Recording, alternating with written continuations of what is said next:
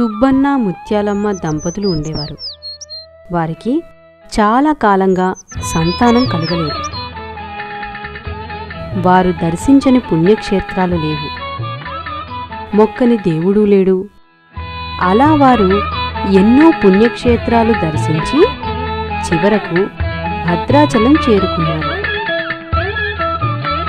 ఎన్నో క్షేత్రాలు తిరిగా, తీర్థాలు సేవించాం, కానీ పిల్లలు లేరన్న బాధ తీరటం లేదు ముత్యాలు. అవును, ఈ భద్రాచల రాముడైనా మన కోరిక తీరుస్తాడేమో.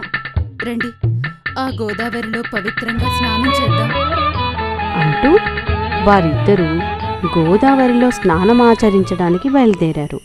స్నానం చేసి గుడికి చేరుకున్నారు.